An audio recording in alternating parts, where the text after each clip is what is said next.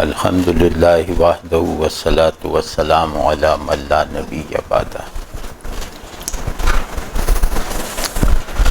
ہم نے جو اردو شاعری کی روایت کو پڑھنے کی کوششوں کا آغاز کیا تھا، اس سلسلے میں سراج اورنگ آبادی پر گفتگو کا سلسلہ کچھ سکیڑ کر صحیح لیکن مکمل کر لیا۔ تو آج اس شاعر پر گفتگو کا آغاز کریں گے جس پر اصل میں اس سلسلہ سخن کا آغاز ان سے ہونا چاہیے تھا، تو بہرحال تاریخ کی غلطی کی وجہ سے ہو گیا۔ اور آج ماشاءاللہ ڈاکٹر خورشید رضوی صاحب، طالب محسن صاحب ایسے اصحاب علم و فضل اور صاحبان ذوق تشریف رکھتے ہیں۔ تو بعض لوگ ایسے ہوتے ہیں کہ جن کے بارے میں آدمی چاہتا ہے کہ وہ اس کی خاموشی کے شاہد بنے، گفتگو پر گواہ نہ بنے، تو یہ ان میں سے ہیں کہ ہم چاہتے ہیں کہ یہ ہمیں چپ بیٹھا تو دیکھ لیں، بولتے نہ سنیں۔ تو ہمارا تو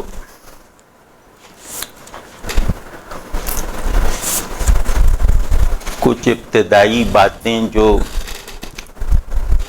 ولی دکنی یا ولی گجراتی کو سمجھنے میں شاید آگے چل کے معاون ہوں، وہ کیے لیتے ہیں۔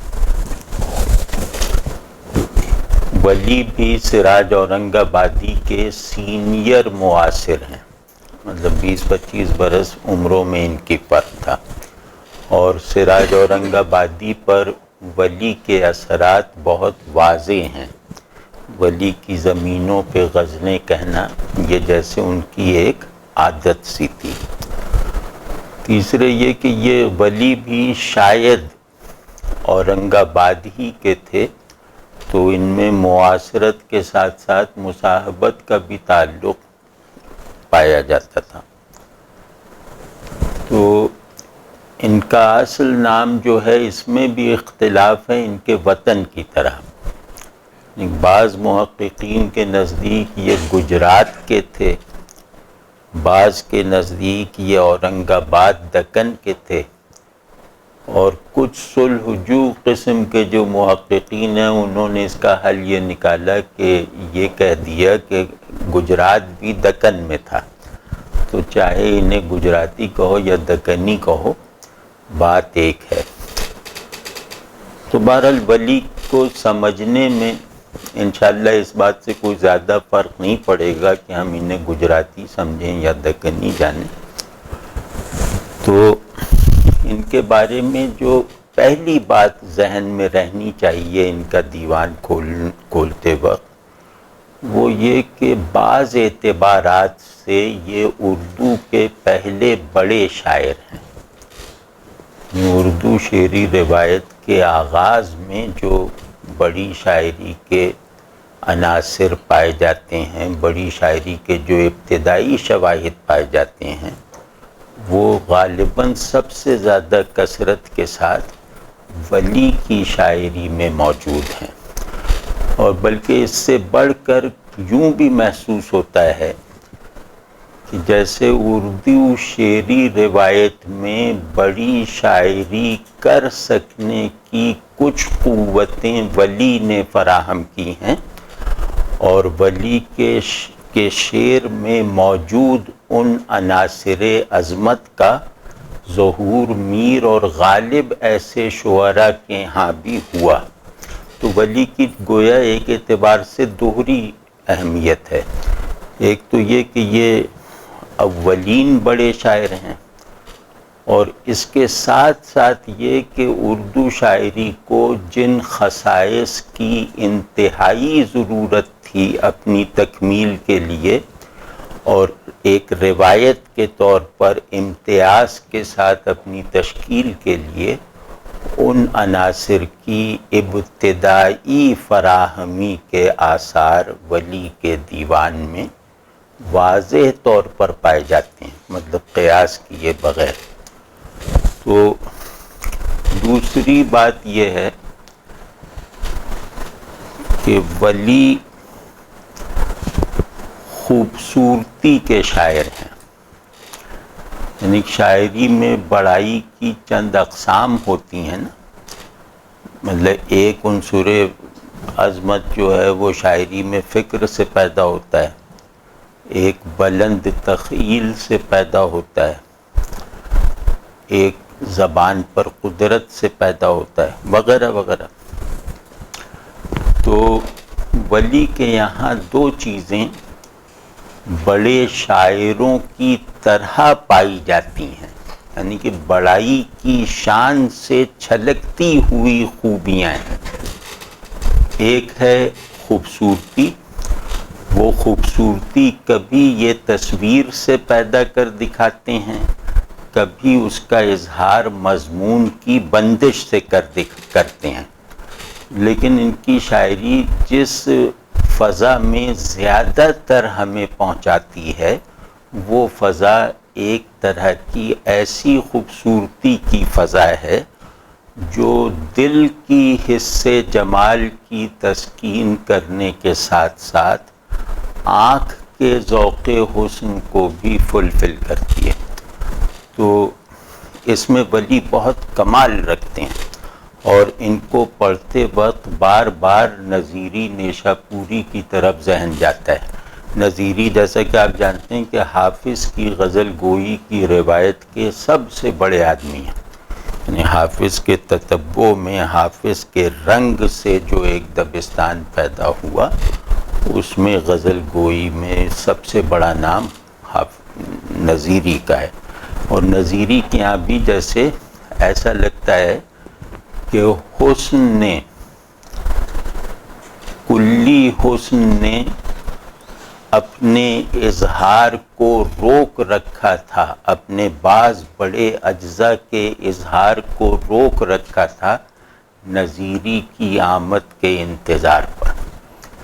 نظیری کے یہاں حسن یا جو ایک ایکٹ آف بیوٹیفیکیشن ہے وہ بہت زیادہ ندرت کے ساتھ ہے۔ تو منظر میں چاہے وہ آدمی کے اندر بنایا جائے یا باہر بنایا جائے، منظر میں ندرت پیدا کرنا اور آنکھوں کو دید کے نئے نئے احوال سے گزارنا، یہ نئے معانی پیدا کرنے سے کم مشکل یا بڑا کام نہیں ہے۔ تو اب یا نظیری کا نام آگے دو چار شعر انہی کے سنا دیتے ہیں، تو اس سے انشاءاللہ نظیری کی چھاؤں میں ولی کی لگائی ہوئی جو کشت ہے وہ بہت اچھی طرح دکھائی دے گی۔ تو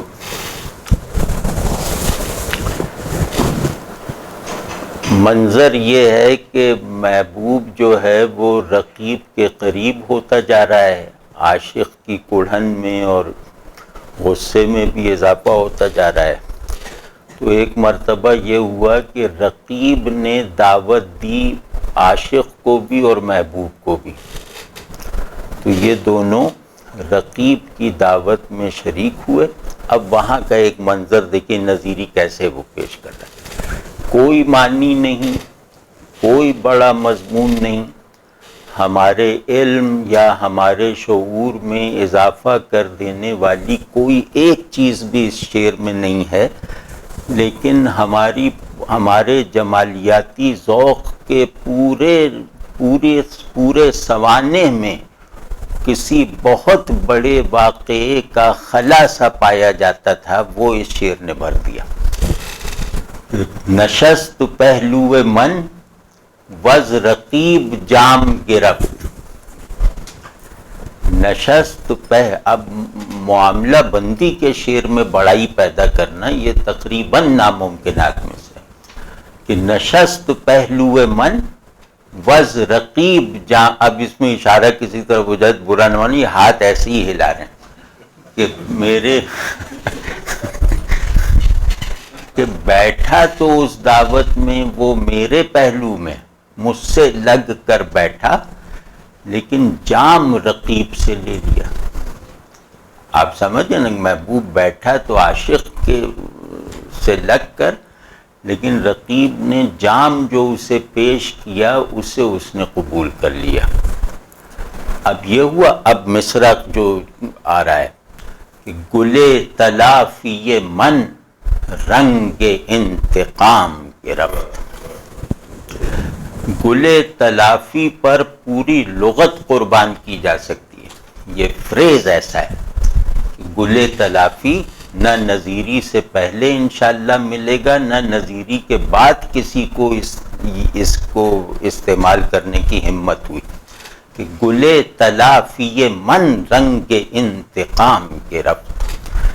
کہ جو ایک تلافی کا پھول اس کے نزدیک بیٹھنے سے میرے دل میں کھلا تھا، اس پھول کے کھلتے ہی جو ہے اس پر انتقام کا رنگ چڑھ گیا رقیب سے جام لینے کی وجہ سے. ٹھیک ہے نا؟ یا روئے نکو معالجہ عمر کو تہست. روئے نکو معالجہ عمر کو تہست، کہ اچھی صورت چھوٹی زندگی کی یا کوتاہ عمری کی دوا ہے. اچھی صورت عمر کی کوتاہی کا علاج کر دیتی ہے. یہ بات کتنی عجیب سی ہے. عمر نکو معالجہ عمر کو تہست، ان نسخہ از بیاض مسیحا نوشتہ ایم. میں نے یہ نسخہ جو ہے وہ مسیحا کی بیاض سے، جس میں انہوں نے اپنے خاص الخاص نسخے درج کر رکھے تھے، اس میں سے نقل کیا ہے. اس میں سے یا مشاطہ را بگو کہ براسباب حسن یار درس مشاطہ را بگو کہ در اسباب حسن یار.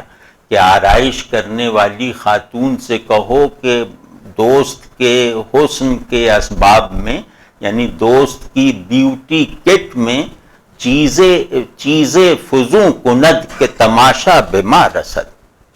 کہ کوئی ایسی چیز بڑھا دے کہ جس کی وجہ سے اس کا دیدار مجھ تک پہنچے، ہم تک پہنچ جائے.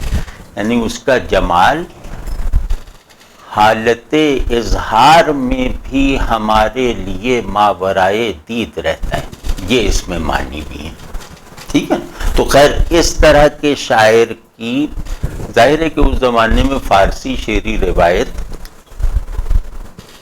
ہماری تہذیب کی جمالیاتی اقدار کی غالباً واحد کفیل تھی.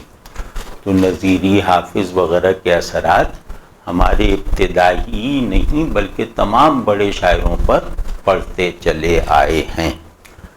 تو نظیری کے ان اشعار سے جس طرح کی خوبصورتی اور جس طرح اسالیب دید کو بدلنے والی خلاقی اور جس طرح خواہش دید کو تسکین پہنچا سکنے والے نئے نئے احوال سیرابی نظر آتے ہیں نظیری کے یہاں، اس سطح پر نہیں، اس وفور کے ساتھ نہیں، اتنی مقدار کے ساتھ نہ ہوں، لیکن اس سے ملتے جلتے، اس سے استفادہ کرتے ہوئے، اسی چشمے سے سیراب ہوتے ہوئے ولی کے یہاں بھی اس کی بڑی بڑی جھلکیاں نظر آتی ہیں. یعنی ولی بھی اسی جمالیاتی روایت کو اپنی زبان اور اپنی تہذیب میں دستیاب ظرف کی سماعی کے ساتھ لانے کی کوشش کر رہے تھے، جو حافظ سے شروع ہوئی، نظیری میں کمال کو پہنچی، اور پھر مطلب یہ کہ ہماری شعری روایت کے بھی بہترین اجزاء کی پیدائش کا موجب بنی. تیسری ضروری چیز یہ ہے کہ یہ انتہا درجے کے قادر الکلام آدمی ہیں، اور ان کی قدرت کلام پہ اس وقت اور حیرت ہوتی ہے جب ہم دیکھتے ہیں کہ اس وقت ہماری زبان اپنے بننے کے ابتدائی مراحل میں تھی. ولی کے یہاں بھی آپ دیکھیں گے کہ دکنی اور اردو میں جیسے جنگ جاری ہے غلبے کی، اور اردو اب دکنی زبان پر غالب آتی جا رہی ہے ولی کے ہاں، لیکن دکنی کا پایا جانا یا دکنی کا اردو کے سامنے کھڑے رہنے کے لائق ہونا، وہ اس کتاب میں بھی آپ کو نظر آئے گا. تو جس زبان میں کلام کو تشکیل دینے کی استعداد ابھی پیدا ہونی شروع ہوئی ہے، ان بچوں یعنی زبان کے بچپن میں، زبان کے بڑھاپے میں بھی مثال بن جانے والی قدرت کلام کا مظاہرہ کر دینا، یہ کوئی معمولی بات ہے. یعنی کہ ولی کی قادر الکلامی صرف اس وقت تک کے ماحول اور اس وقت کی رعایت سے قدرت کلام نہیں ہے، بلکہ جب تک اردو ہے، اردو اپنی انتہائی شکل میں بھی پہنچ جائے تو ولی کی قادر الکلامی کا اثبات اس زبان کے مذہب میں شامل رہے گا. مطلب یہ قدرت کلام اس درجے کی ہے کہ جو زبان کے عارضی پن یا زبان کی وقتی کلچرل دروبست کے تابع نہیں ہوتی، بلکہ وہ زبان کو اس جوہر سے جوڑ دیتی ہے جس جوہر کو خود میں سموئے رہنے کی قابلیت اس شخص کے وقت میں اس زبان میں نہ پائی جاتی ہو. ٹھیک ہے نا؟ ولی کا یہ بہت بڑا احسان ہے.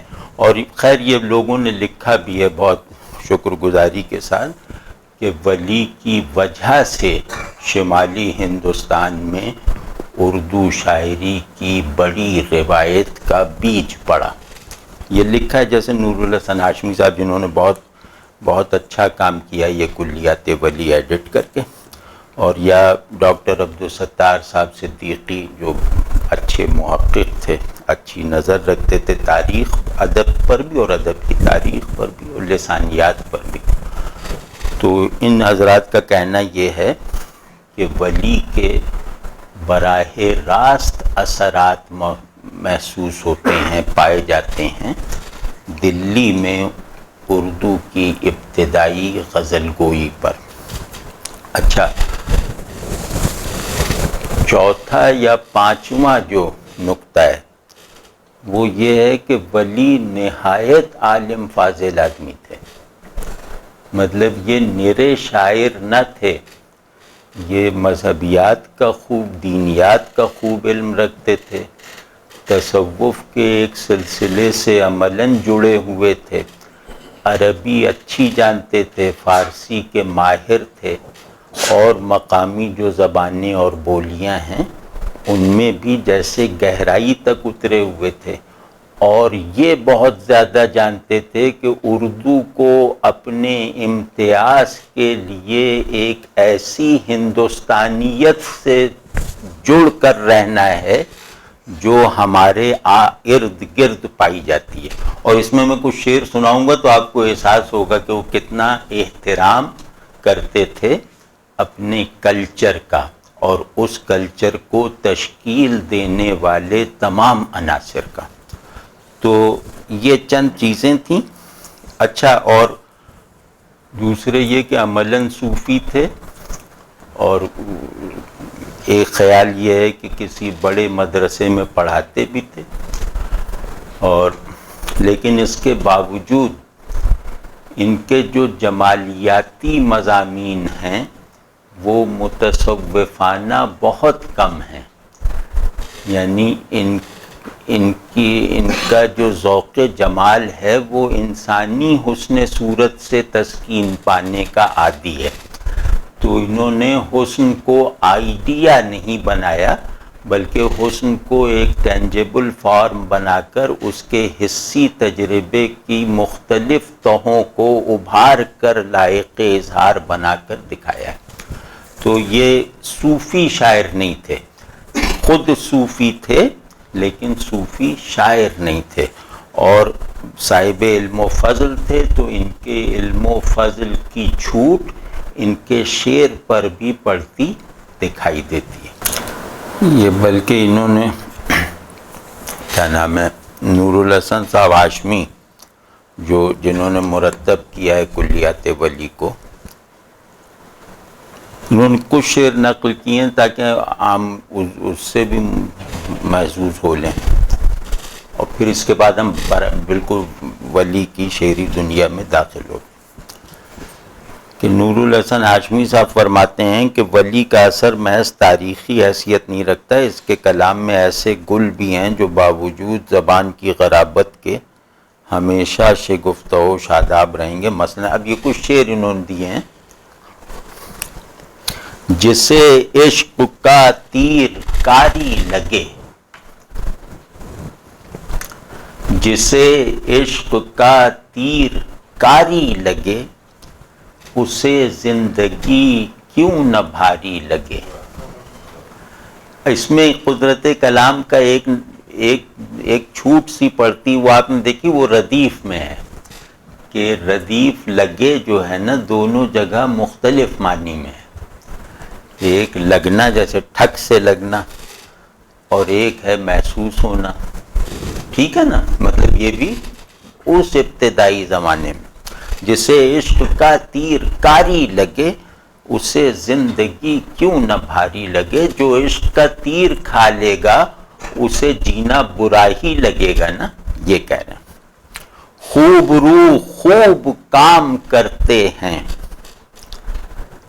یک نگہ میں غلام کرتے ہیں. کھولتے ہیں جب اپنی زلفاں کو، صبح عاشق کو شام کرتے ہیں. اچھا بھائی، یہ میں روانی میں پڑھ گیا، یہ دونوں میرے پسندیدہ شعر نہیں ہیں، یہ تو ایسے ہی روانی میں پڑھ گیا. تو دل کو گر مرتبہ ہو درپن کا، دل کو گر مرتبہ ہو درپن کا، مفت ہے دیکھنا سری جن کا.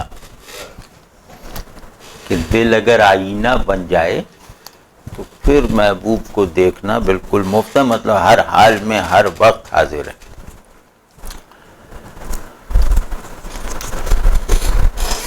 مسند گل منزل شبنم ہوئی. کیسے؟ جیسے آپ دیکھیں آج کی زبان ہے، جیسے مسند گل منزل شبنم ہوئی، دیکھ رتبہ دیدے بیدار کا. اتنی کمپلیکس امیج بنانا اس وقت کتنا مشکل ہوگا کہ منزل گل مسند شبنم، مسند گل منزل شبنم ہوئی، دیکھ رتبہ دیدے بیدار کا. یعنی کہ بعید کناروں سے دائرہ بننے کے تاثر کو قائم کر دینا، یہ امیج میکنگ کا ایک بہت نادر وصف ہے کہ دو بعید ترین کونوں پر اس طرح بیک آن فوکس کروا دینا کہ ان دو بعید نقطوں پر فوکس کر دینے کے نتیجے میں ان نقطوں سے جتنا بڑا دائرہ بن سکتا ہو وہ خود بخود اظہار میں آ جائے اور خود بخود ادراک میں آ جائے. یہ اس طرح کے دو مصرے ہیں. مسند گل منزل شبنم ہوئی، دیکھ دیدے بیدار، اور گل و شبنم یہ دو ایکسٹریم اینڈس ہیں نا. ان دونوں میں جمال کی دنیا کا پورا آئین بند کر دیا. واضح ہے نا. ہے حسن تیرا ہمیشہ یکساں، ہے حسن تیرا ہمیشہ یکساں، جنت سے باہر کیوں کہ جاوے. سبحان اللہ سبحان اللہ. ہے حسن تیرا ہمیشہ یکساں، جنت سے باہر کیوں کہ جاوے. اس شعر سے ایک سبق ملتا ہے. ایسے ہی اس شعر کے مطلب میں نہیں داخل، ایک سبق سا ملتا ہے کہ خیال چیزوں پر زمانے کو فاتح اور متصرف ہونے سے نہیں روک سکتا، جمال انہیں زمانے کی دست برد سے بچا سکتا ہے. کہ ہے حسن تیرا ہمیشہ یکساں، جنت سے بہار کیوں کہ جاوے، عجب کچھ لطف رکھتا ہے شب خلوت میں گل رو سوں، سوں بمانی سے، عجب کچھ لطف رکھتا ہے شب خلوت میں گل رو سوں، خطاب آہستہ آہستہ جواب آہستہ آہستہ۔ سبحان اللہ، سبحان اللہ، سبحان۔ یہاں سوال فوری طور پہ سوال آنا چاہیے نا، جہاں جواب آہستہ آہستہ ہو وہاں سوال آہستہ آہستہ ہونے کی نسبت زیادہ قوی ہو جاتی، تو سوال کی بجائے خطاب کیوں انہوں نے کہا، خطاب آہستہ آہستہ جواب آہستہ آہستہ۔ اس پہ بہرحال غور کیجیے گا تو اچھے نتیجے پہ پہنچیں گے۔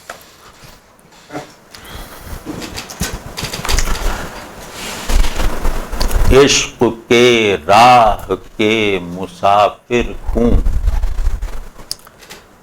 عشق کے راہ کے مسافر ہوں، ہر قدم تجھ گلی میں منزل ہے۔ اللہ اکبر، کیا کہنا۔ وہ ایک صوفی کا میں نے قول پڑھا تھا صراط مستقیم کی شرح میں، اہدنا الصراط المستقیم، تو اس میں انہوں نے کہا کہ صراط مستقیم وہ راستہ ہے جس کا ہر قدم منزل ہے۔ تو اب یہ ولی نے باندھا ہے، عشق کی، عشق یہ کہ لکھا ہوا ہے ویسے ہی پڑھتے ہیں، عشق کے راہ کے مسافر کا ہر قدم تجھ گلی میں منزل ہے۔ اور گلی میں یہاں منزل دو معنی میں ہے، تو منزل بمعنی جو منزل ہوتی راستے کا اختتام، سفر کا اختتام، اور منزل بمعنی گھر، دونوں برتیں ہیں۔ راہ مضمون تازہ بند نہیں، یعنی 5000 سال بعد کا بھی شاعر اگر کسی قول سے، کسی شعر سے تسکین پائے گا اور اپنے جذبہ تخلیق کو برقرار رکھنے میں جس سے مدد لے گا وہ یہ شعر ہوگا، راہ مضمون تازہ بند نہیں، تا قیامت کھلا ہے باب سخن۔ اور کیا کہنا ہے،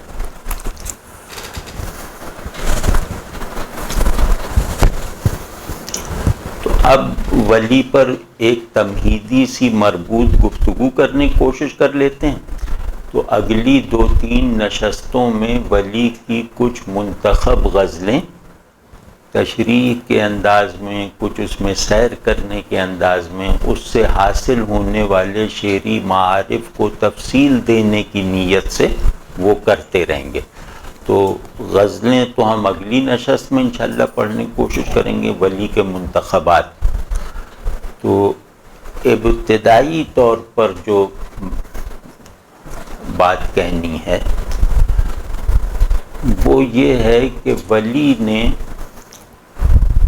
2 احسانات اردو شاعری پر ایسے کیے ہیں کہ جو اگر نہ ہوتے تو میر اور غالب ایسے لوگ بھی اپنے عظمت کے اسٹرکچرز کو مکمل کرنے کا بعض مسالہ نایاب پاتے۔ یہ مطلب ہر روایت ایک شاعر ایسا پیدا ضرور کرتی ہے جو دوسروں کو بڑا بنانے کے راستے کھول دیتا ہے، چاہے خود اس پر نہ چلے۔ تو ولی جو ہیں یقیناً اس طرح کے ہماری روایت کے شاعر ہیں، اور میرے خیال میں سراج اورنگ آبادی کے ساتھ یہ بھی اس طرح کے شاعر ہیں کہ انہوں نے بڑا شاعر بننے کے تمام دروازوں یا بیشتر دروازوں کو زور زور سے دستک دے کے کھلوا دیا دوسروں کے لیے، خود اس لیے نہیں گئے کہ وہاں جانے سے وقت ضائع ہوگا، جو بے شمار دروازے رہ گئے ہیں ان پہ دستک نہ دی جا سکے گی۔ تو ولی نے بڑائی کا راستہ ہموار کر دیا اتنا بڑا بنے بغیر۔ تو یہ ولی کا بہت بڑا احسان ہے، اور اس احسان کی فنی تفصیل یہ ہے کہ ولی نے فارسی میں امیج میکنگ کا جو جوہر ہے، فارسی میں تمثال سازی کا جو ایک بڑا مادہ ہے، اس مادے کو کسی بڑی کمی کے بغیر جوں کا توں اردو میں منتقل کر دیا۔ اردو زبان کی جمالیاتی بضاعت میں اضافہ کر کے اس میں فارسی کے اس جمالیاتی جوہر کی منتقلی کے لیے جگہ بنا دی۔ یہ ولی کا بہت بڑا کام ہے، اور ولی اس کام میں مطلب یکتا ہیں، مطلب واحد ہیں۔ ولی کے سوا اردو کے ابتدائی شاعروں میں سے کسی کے بارے میں یہ فقرہ کہنا مشکل ہو جائے گا کہ اس شخص نے اپنی زبان کی جمالیاتی استعداد میں اضافہ کر دیا، اور اس زبان کو شاعری کی زبان بننے کے لیے جن جمالیاتی اقدار کی ضرورت تھی، ان میں سے بعض نہایت اہم اقدار اس زبان کو فراہم کر دی۔ تو امیج میکنگ میں ولی بعض مرتبہ حیران کن حد تک جو ہیں فریش ہیں، یعنی ان کی بنائی ہوئی بعض تصویریں ہم شاعری میں تصویروں کے بڑے بڑے البم دیکھ آئے ہیں، یعنی شاعری نے جو تصویروں کے بڑے بڑے مرقع بنائے ہیں، ان کا مطالعہ انہیں دیکھ چکنے والی آنکھ بھی آج تک ولی کی بعض تصاویر پہ ششدر ہو جاتی ہے، اور یہ کہنے پر مجبور ہو جاتی ہے کہ یہ تصاویر اردو اور فارسی کے شعری البمز میں کے حساب سے بھی نئی تصاویر ہیں۔ تو ولی بہت ہی بڑے امیج میکر ہیں، اور ولی کی امیج میکنگ کی صلاحیت، ولی کے یہاں امیج میں تازہ کاری کی روایت کا اندازہ اگر لگانا ہو تو ان سے جڑے ہوئے جو بڑے شاعر پیدا ہوئے ہیں ان کے ہاں دیکھا جا سکتا ہے کہ صاف طور پر وہ امیجری میر نے گویا نقل کی ہے، صاف طور پر سودا نے تصویر سازی کے ان آلات کو اپنے ہاں دوبارہ استعمال کیا ہے جو ولی بار بار اپنی شاعری میں استعمال کر چکے ہیں۔ تو امیج میکنگ جو ہے، امیج بنا سکنا، اگر شاعری ایک جمالیاتی فن ہے تو امیج میکنگ شاعری کا سب سے بڑا وصف ہے۔ امیج میکنگ یہ نہیں ہوتی کہ کسی پینٹر کی طرح ٹھوس تصویریں بناتی، منظر نگاری امیج میکنگ نہیں ہے۔ امیج میکنگ کہتے ہیں معنی کو مصور کر دینا، احساس کو تصویر میں ڈھال دینا، اور انسانی ذہن جن چیزوں کے ادراک کے لائق نہیں ہے ان چیزوں کو، ان معارف کو، ان بلندیوں کو بھی اظہار دے دینا۔ تو امیج کہتے ہیں عقل کی نارسائی کے اس ازالے کو جس کی وجہ سے عقل جو ہے وہ شے کے ساتھ تعلق پیدا کرنے کے تمام امکانات کو بروئے کار لانے کے لائق نہیں رہی۔ ایک جملہ ایک فلسفیانہ سا کہتا ہوں، پھر اس میں چلتے ہیں کہ عقل کا حاصل صحیح علم نہیں ہے۔ عقل کا حاصل یہ تھوڑی ہے، نہ عقل صحیح علم کی متمنی ہے۔ عقل چیز پر غلبہ چاہتی ہے، خلاق غلبہ، کہ چیزیں اس کے دیے ہوئے تعارف کو قبول کر لیں، اپنی اس تفصیل کو قبول کر لیں جو وہ اسے دے، اور اس کے ساتھ ساتھ چیزیں ذہن سے تعلق پیدا کر کے ان نتائج کی جنریٹر یا میڈیم بنے جو نتائج عقل کو مطلوب ہیں۔ لہذا تمام استدلال ارادی ہوتا ہے، ماننے کا پورا عمل اختیاری ہوتا ہے، مطلب بالکل آبجیکٹو نہیں ہوتا۔ تو چیزوں نے اپنا علم ہم پر منکشف نہیں کیا ہے، بلکہ ہم نے جن چیزوں کو چیز کا علم کہا جاتا ہے اس علم کو چیزوں پر تھوپا ہے. ہم نے کوئی چیزوں سے ان کا تعارف سنا تھوڑی ہے. تو خیر، تو اس وجہ سے عقل کو ایک ایسی پریزنس کی تمنا رہتی ہے، عقل کو ایک ایسا منظر دیکھنے کی آرزو رہتی ہے جو اس نے خود نہ بنایا ہو. کیونکہ عقل جن چیزوں میں گھری رہتی ہے وہ سب چیزیں اس نے خود ہی بنائی ہوئی ہیں. تو کبھی کبھی اس کا دل چاہتا ہے کہ میں کوئی ایک منظر تو ایسا دیکھوں اور اس سے تسکین حاصل کروں جو میرا اپنا بنایا ہوا بھی نہیں ہے، اور تھوڑا سا میری بنائی ہوئی دنیا کو ایسا ڈسپلے کر دے کہ میں اپنی بنائی ہوئی دنیا کو اس کے مقابلے میں کم سمجھنے لگوں. تو امیج کس کو کہتے ہیں؟ امیج کہتے ہیں عقل کو وہ منظر دکھا دینا، عقل کی اس خواہش کو پورا کر دینا. تو جمالیات میں امیج میکنگ عقل کے لیے، عقل کی دنیا میں تھیوری میکنگ جیسی حیثیت رکھتی ہے. تو جو شاعر، دنیا میں کوئی اچھا یا بڑا شاعر ایسا ہے ہی نہیں جو بہت بڑا یا بہت بہتر امیج میکر نہ ہو، جو معنی کو تصویر نہ بنا. کیوں معنی کو؟ شاعری نام ہی تخیل کا ہے. شاعری نام تدبر کا تھوڑی ہے، شاعری تعقل کا نام تھوڑی ہے. شاعری نام ہے تخیل کا. تخیل کسے کہتے ہیں؟ کہ معنی کو صورت سے کم دکھا دینا، ذہن کو آنکھ کا پیرو بننے پر مجبور کر دینا. بڑا شاعر آ کر کرتا کیا ہے کہ دماغ کو آنکھ کی پیروی پر مجبور کر دیتا ہے. یعنی آنکھ کی ملکیت ذہن کی اپنی ملکیت سے زیادہ بڑھ کر لائق تسکین ہو جاتی ہے خود ذہن کے لیے. تو اس درجے کی امیج میکنگ کے ابتدائی آثار وہ ولی کے یہاں نظر آتے ہیں، اور ولی کے یہاں یہ چیز پوری وضاحت اور صراحت اور پوری تاثیر اور استدلال کے ساتھ گویا دکھائی دیتی ہے کہ انہوں نے لفظ کے اندر موجود معانی کو تخیل کی خلاقی کے سپرد کر کے نہ صرف زبان، نہ صرف ذہن، بلکہ زبان اور ذہن کے تعلق سے نئے نئے نتائج نکال سکنے کی طاقت فراہم کرنے کا عمل شروع کر دیا ہے. تو یہ بہت بڑی بات ہے. ہم رفتہ رفتہ انشاءاللہ جب پڑھیں گے تو امیجز ہم دیکھیں. جیسے ویسے ہی ایک شعر سناتا ہوں کہ ایسی امیج آج بھی کون بنا سکتا ہے. ولی اس گوہرے کانے حیا کا وصف کیا لکھوں. گوہرے کانے حیا، ذرا اس ترکیب پہ غور کیجیے. ولی اس گوہرے کانے حیا کا وصف کیا لکھوں. وہ یوں آتا ہے میرے گھر میں جوں سینے میں راز آوے. کوئی جواب ہے اس کا؟ ٹھیک ہے نا.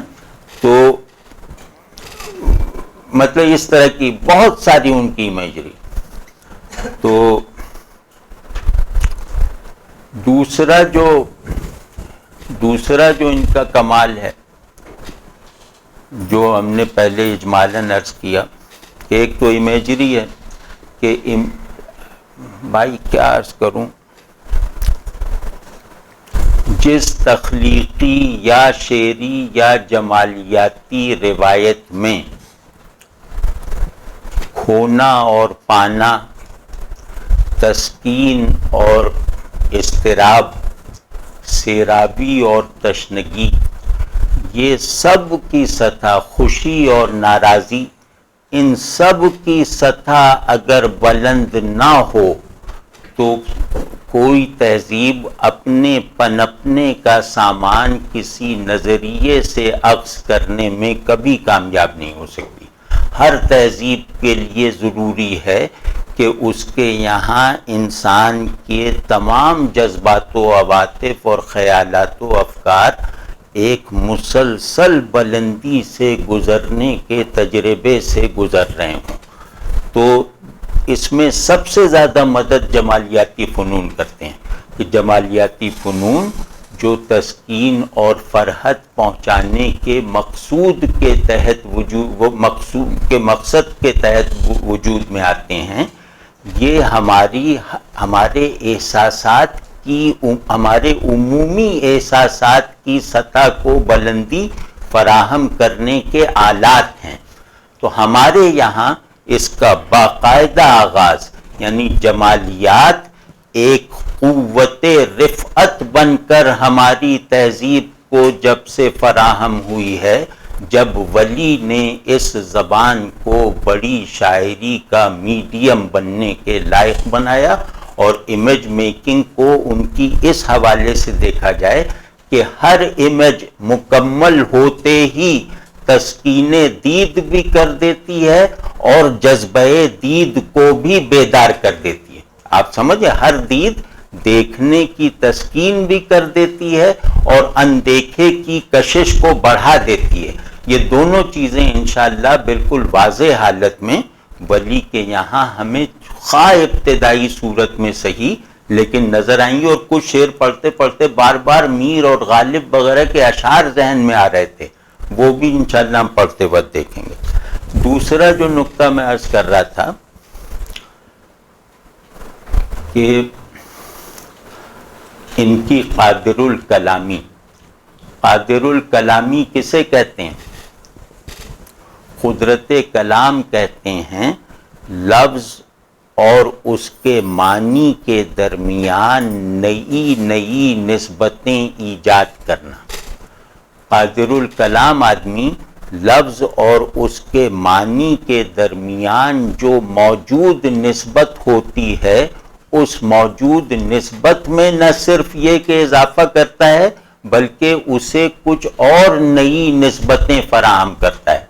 تو اس قدرت کلام کے دو پہلو ہیں، ایک تکنیک کے طور پر آدمی قدرت کلام کا مظاہرہ کرتا ہے جس میں وہ دکھاتا ہے دو لفظوں کے درمیان پائی جانے والی نسبتوں میں مسلسل اضافے اور توسیع کا عمل کیسا ہوتا ہے، اور دوسری قدرت کلام معنی اور مضمون کی سطح کی ہوتی ہے جہاں وہ یہ دکھاتا ہے کہ لفظ میں معنی دینے کی جتنی طاقت پائی جاتی ہے، میں لفظ کو معنی دینے کی طاقت کے بجائے معنی لینے والا ظرف بنانے پر قادر ہوں، میں لفظ سے معنی لینے کی بجائے لفظ کو معنی دیتا ہوں۔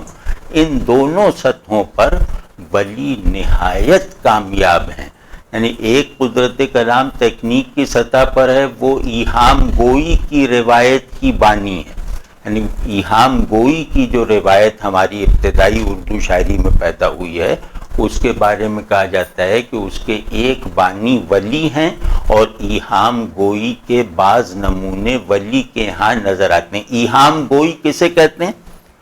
کہ ایک لفظ کو دو تین معنی میں استعمال کرنا، بیک آن، ایک لفظ کو اس کے دو تین معنی میں استعمال کرنا اور ان دو تین معنی میں کسی بھی معنی کو ترجیح پا لینے کا موقع نہ دینا، ٹھیک ہے نا، یہ ایہام ہے۔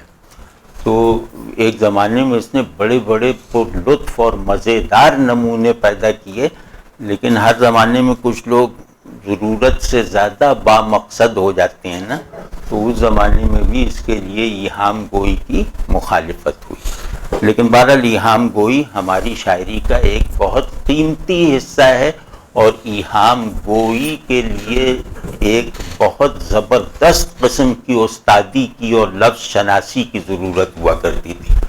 تو ولی کے یہاں بھی مطلب ولی کا قلم ایسا تھا کہ اس میں اگر روشنائی کی جگہ آگ بھر دو تو وہ شعلہ وہ پھول تحریر کر سکتا تھا۔ تو وہ بہت بڑا آدمی تھا، لفظ اس کے ہاتھ میں آتے ہی پگھل جاتا تھا، ایسے مطول مختصر منطق کی اصطلاحیں اور یہ سب ایسے بیان کرتے ہیں جیسے ہم گلاس اور پیالہ وغیرہ استعمال کر لیتے ہیں، اس طرح مطلب کھپا دیتے ہیں لفظوں کو۔ تو ایک تو یہ کہ ولی کے یہاں قدرت کلام کی یہ دونوں جہتیں بہت زیادہ مطلب خوشگوار بلندی کے ساتھ نظر آتی ہیں۔ کہ لفظوں کے درمیان وہ لفظ جو بیچارے ابھی خود اپنی ہی تعمیر کے عمل کو مکمل نہ کر پائے ہوں، ان ادھوری تعمیرات کو ایک بڑے نقشے میں جمع کر کے ان کے درمیان نسبتیں اور تعلق پیدا کر دکھانا، یہ بہت بڑی بات ہے۔ تو ایک تو ان کے یہاں یہ کہ لفظ کی لفظ سے مناسبت کیا کیا امکانی زاویے اختیار کر سکتی ہے وہ بھی ہے، اور دوسرے یہ کہ لفظ اور معنی کی باہمی نسبت میں کیا کیا توسیع اور کیا کیا تخلیقی شان دکھائی جا سکتی ہے وہ بھی بہت زیادہ ہے۔ تو مطلب زبان کا سب سے بڑا محسن وہ ہے جو اس زبان کے لفظوں میں مواخات کا اصول قائم کرتے ہیں۔ ایک زبان کی دنیا اور انسان کی دنیا ایک ہی نظم رکھتی ہے۔ انسانی دنیا بھی اسی وقت ایک کل کی حیثیت سے مطلب اپنی پرفیکشن کو پہنچے گی جب اس کے افراد میں مواخات کی نسبت فطری طور پہ جاری ہو جائے۔ اسی طرح زبان کی دنیا بھی اسی وقت مکمل ہوگی، اسی وقت کا کام کی ہوگی جب اس کے الفاظ کے درمیان مواخات کی نسبت قائم ہو جائے، یعنی ہر لفظ اپنے آپ کو نثار کرنے کے لیے راضی رہے دوسرے لفظ پر۔ تو ولی ایسے شعراء زبان کی دنیا کو مواخات کے پرنسپل پہ کھڑا کر دیتے ہیں، اور وہاں صاف لگتا ہے کہ ہر لفظ اپنے ظرف میں رکھا ہوا آب حیات دوسرے کے پیالے میں ڈالنے کے لیے بے قرار ہے۔ یہ ہوتا ہے استاد، حقیقی استاد وہ ہوتا ہے جو لفظ کی پرورش اس اصول کے تحت کرتا ہے کہ ان میں ایک باہمی لین دین کا عمل شروع ہو جائے کسی تصنع کے بغیر۔ تو یہ بہرحال یہ ولی ہیں۔ اب انشاءاللہ اگلی مرتبہ کچھ بات کریں گے۔ میں آج معافی چاہتا ہوں، میرے زبان پہ چھالے نکلے ہوئے ہیں تو اس کی وجہ سے کچھ بولنے میں اگر سنائی دینے میں کچھ ولی کو پڑھنے کا یہی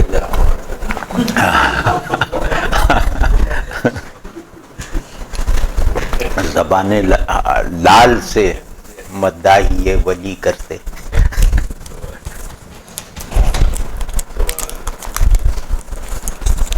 زبان لال میں بھی یہاں ایہام ہے، ایک تو کتھے سے لال، ایک چھالے سے لال، زخمی اور لال سرخ۔ جاوید صاحب، جس طرح آپ نے ابھی بات کی ہے کہ ہم کئی دفعہ ضرورت زیادہ بامقصد ہو جاتے ہیں، اور اس کی وجہ سے جو ادب کو سراہنا ہے یا اس کو جو ہے خاص طور پہ جس طرح ہم دینی بیک گراؤنڈ سے تعلق رکھتے ہیں، تو یعنی کہ مجھے ابھی 2-3 دفعہ اتفاق ہوا کہ لوگ یعنی شعر کے اوپر بھی، ابھی کل پرسوں مجھے ایک ای میل آئی کہ آپ باہر گئے رہے تھے تو کچھ شعراء بھی ساتھ تھے، تو ان کے شعر بڑے فوش تھے اور اس طرح کے اشعار تھے، اس کے اوپر پابندی ہونی چاہیے، آئندہ سے نہیں ہونے چاہیے۔ تو یعنی یہ ہماری چونکہ ایک تربیت نہیں ہوئی بھی اور ہم سمجھ نہیں پاتے، اور وہ سلسلہ اور روایت آگے بھی نہیں بڑھ پاتی، اس پر ذرا اظہار خیال فرمائیں۔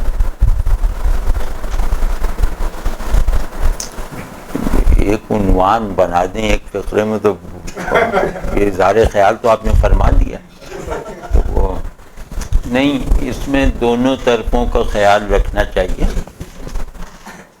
ایک تو یہ کہ زہر ہے، وہ چاہے میر کے پیالے میں ہو چاہے کسی قاتل کے گلاس میں ہو، زہر ہے۔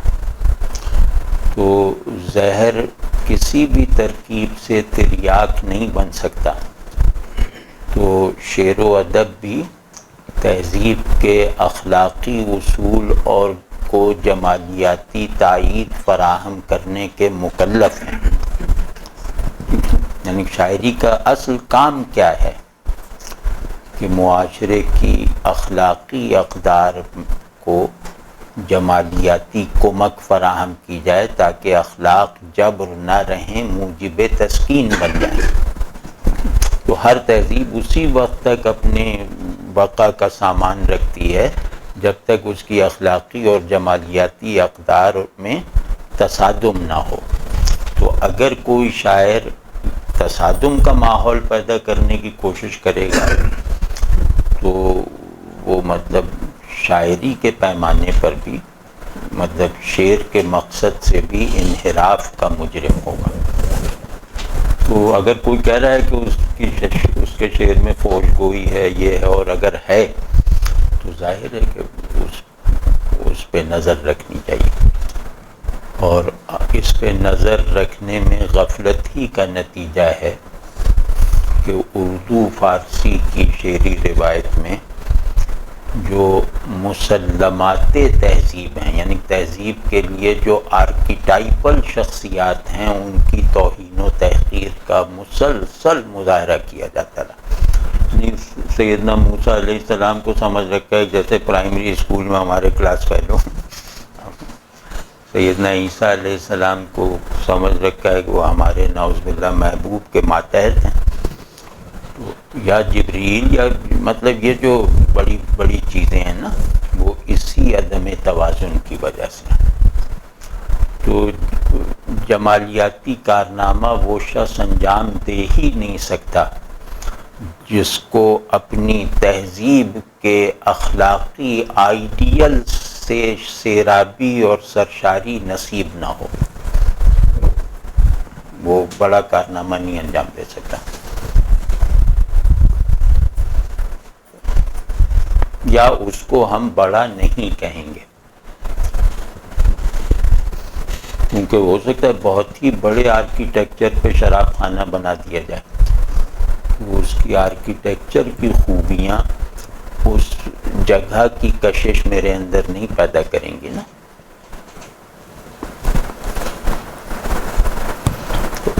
لیکن ہماری جو ہمارا جو اپنا وہ مرض ہے جس کا علاج ہونا چاہیے،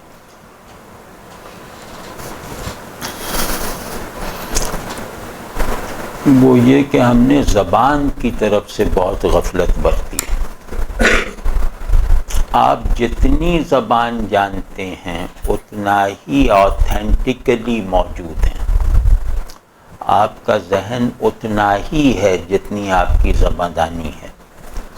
آپ کی طبیعت اتنی ہی دائرے میں کام کر سکتی ہے جتنے دائرہ آپ کی زباندانی نے بنایا ہے. تو جو آدمی لفظ سے دناعت اور پستی کا اور بازاری قسم کا تعلق پیدا کر کے مطمئن بیٹھا ہے، اس نے گویا خود کو نہ ہونے کا مستحق بنا لیا. مطلب اس نے خود اس دلدل میں پاؤں رکھا ہے. تو اب آپ دیکھ لیں کہ زباندانی کا ملکہ ہماری تہذیب کے تمام اقدار کے ترجمانوں سے غائب ہوتا جا رہا ہے. ہر تہذیب اپنی اقدار کے کچھ ترجمان رکھتی ہے نا، اس کی اخلاقی اقدار، قانونی اقدار. تو ان اقدار کی محافظت کرنے کے دعوے دار طبقات بھی تہذیب کے باطن کو انرچ کرنے والی سب سے بڑی انسانی قوت سے تقریباً بے بہرہ ہیں، اور وہ ہے لفظ شناسی. لفظ دنیا سے زیادہ مکمل ہوتا ہے. تو اس کی سیاحی میں زیادہ ساز و سامان چاہیے چاند کی سیر کرنے کے مقابلے. یہ ہم نے بہت غلط کی. اور آپ دیکھیں نا، لفظ سے کٹ کے بس ختم ہو گیا. مطلب ہماری زبان 15-20 لفظوں کا مجموعہ ہے، اسی کو ہیر پھیر کے استعمال کرتے رہتے ہیں. مطلب جو زبان دکانداروں کو سمجھ میں آ جائے وہ اس زبان پہ ہم نے اکتفا کر لیا. تو آپ نے لفظ کے کانٹینٹ کو پرچون کی دکان پر رکھے ہوئے مرتبان سے زیادہ رہنے ہی نہیں دیا. پرچون کی دکان پر رکھا ہوا مرتبان جو کچھ رکھتا ہے اپنے اندر، وہ آپ کے سیکھے ہوئے لفظ بھی وہی چیزیں اسی سطح کی چیزیں رکھتے ہیں. تو کبھی بچوں کو ہمیشہ 2 چیزوں کی تربیت دیں. خود اب خیر بچے تو بات کی باتیں، ہمیں ہی ضرورت ہے اس تربیت کی کہ تشبیہ اور علامت. ہر لفظ میں ایک تشبیہ دہندگی ہے اس کو دریافت کریں. ہر لفظ میں ایک علامتی پن ہے، اس تک رسائی حاصل کریں، ورنہ آپ کا زبان کا علم کچھ بھی نہیں ہے. اور یہ کیسے کریں؟ تشبیہ دیا کریں کہ وہ علامت کیا ہوگی؟ جیسے وہ پیپر ویٹ ہے، اس کو دیکھا کہا کہہ رہے یہ سمندر میں مچھلیاں تیر رہی ہیں پھول کھلے ہوئے، مطلب اس طرح. اس میں علامت کا مطلب یہ ہے کہ ہر لفظ اشارہ کر رہا ہے، ہر لفظ اشارہ کر رہا ہے ایک ہی حقیقت کی طرف، یہ علامت ہے. تو جیسے ہماری تہذیب کی حقیقت کیا ہے؟ خدا ہے. تو ہر لفظ اس کی طرف زندہ اشارہ بن جائے آپ کے شعور لفظ میں آ کر، تو آپ نے اپنی زباں دانی کی معراج کو پا لیا. ہر لفظ کی انڈیکیشن میں، لفظ کیا ہے؟ انڈیکیٹر ہے نا، کسی چیز کو انڈیکیٹ کرتا ہے. ہر لفظ کی انڈیکیشن میں ایسا اضافہ ہو جائے کہ وہ ایک ہی چیز کو انڈیکیٹ کرنے لگیں، یہ ہے لفظ کا علامت بننے کا سامان اور ماحول. پھر اس سے نیچے کے درجات ہیں، وہ الگ ہیں، لیکن یہ کہ علامت پوری کی پوری یہ ہوتی ہے کہ جس کا اشارہ وحدت کی طرف. ویسے علامت کی کئی وہ ہیں. تو علامت کہتے یہ ہیں کہ لفظ اپنے امیجیٹ مصداق اور معنی سے دستبردار ہوئے بغیر اپنے مقصود معنی کو ایکسپریس کرنے کا میڈیم بن جائے، یہ علامت ہے. یعنی اپنے امیجیٹ معنی سے دستبردار نہیں ہوتا. جیسے نخل طور اپنے تاریخی معنی سے منقطع ہوئے بغیر وہ اللہ کے ظہور کے کسی بہت خاص الخاص مرتبے کی دلالت اپنے اندر رکھتا ہے، اور اس دلالت کو اپنے تاریخی معنی پر غالب کر دکھاتا ہے. جیسے میر کا شعر ہے، پہنچا نہیں کیا سمع مبارک میں میرا حال، یہ قصہ تو سب شہر میں مشہور ہوا ہے. اب یہاں سمع مبارک، سین میم عین، وہ سماعت والا سم. یہاں سمع مبارک نہ اردو کا کوئی روزمرہ کبھی تھا نہ ہوگا انشاءاللہ. تو یہاں سامنے کا لفظ تھا گوش مبارک، اس کو چھوڑ کے اس نے سمع مبارک کیوں استعمال کیا؟ بس ان وجوہات کے درپے ہو جانے سے زباں دانی کا ملکہ بڑھے گا، لفظ کے ساتھ ہماری بے وفائی کا ازالہ ہوگا.